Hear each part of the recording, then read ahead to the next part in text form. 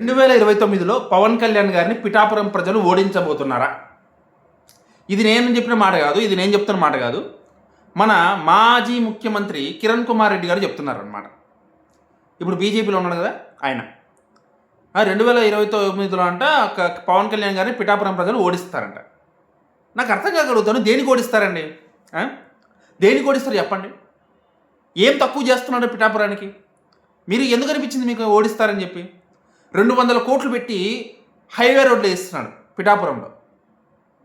200 కోట్లు రోడ్లకు ఖర్చు పెడుతున్నాడు పిఠాపురంలో.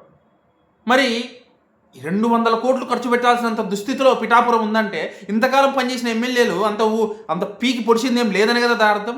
మరి అలాంటి సమస్యని సాల్వ్ చేస్తున్నాడు. అదేవిధంగా ఆ నది దగ్గర ఉన్నటువంటి ఏదో ఒక చిన్న ప్రాబ్లం ఉంది అక్కడ పిఠాపురంలో. సముద్రం నుంచి ఏదో చిన్న ప్రాబ్లం ఉంది. ఆ ప్రాబ్లమ్ని సాల్వ్ చేశాడు.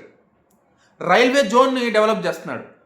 300 కోట్లకు సంబంధించినటువంటి అక్కడ ఉన్నటువంటి పనులు చేయిస్తున్నాడు. మంచి మంచి ఇండస్ట్రీస్ తీసుకొస్తున్నారు, మంచి కంపెనీస్ తీసుకొస్తున్నారు పిఠాపురానికి. మంచి మంచి ప్రాజెక్ట్స్ తీసుకొస్తున్నారు. ఇంకా ఇంతకంటే ఒక రోల్డ్ మోడల్గా పిఠాపురాన్ని తీర్చిదిద్దుతున్నాడు. ఇంతకంటే పిఠాపురానికి ఏం చేయాలండి ఓడించడానికి? మీకు ఎందుకు అనిపిస్తుంది? నాకు ఒకటైతే క్లారిటీ అబ్బా, పవన్ కళ్యాణ్ గారు భవిష్యత్తులో కూటమిలో ఉన్నా లేకపోయినా, కూటమిగా పోటీ చేసినా చేయకపోయినా, పిఠాపురం మాత్రం పవన్ కళ్యాణ్ గారి ఆస్తి. That's it. పిఠాపురం నుంచి పవన్ కళ్యాణ్ని కదిలించేవాడు లేడు.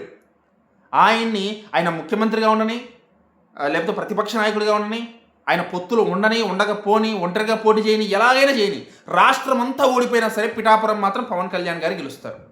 రాష్ట్రమంతా ఓడిపోయినా సరే జనసేన పార్టీ భవిష్యత్తులో మళ్ళీ ఒంటరిగా పోటీ చేసి, ఒకవేళ మళ్ళీ 2019లో ఒక సీటుకి పరిమితమైంది కదా, అలాంటి ఒక పరిస్థితి వచ్చినా సరే ఆ ఒక్క సీటు పిఠాపురం అవుతుంది ఈసారి.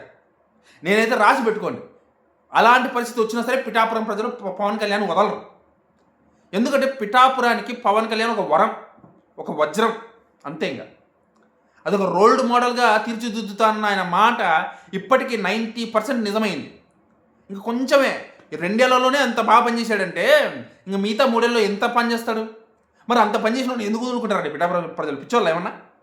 కిరణ్ కుమార్ రెడ్డి గారు మాజీ ముఖ్యమంత్రి, ఆయన అలా మాట్లాడడం నాకు అర్థం కావడం లేదు. సర్లే, ఏం చేస్తాం? ఎవడి నోరు వాడిది, ఎవడి అభిప్రాయం వాడిది, ఏం చేయలేం. జై హింద్.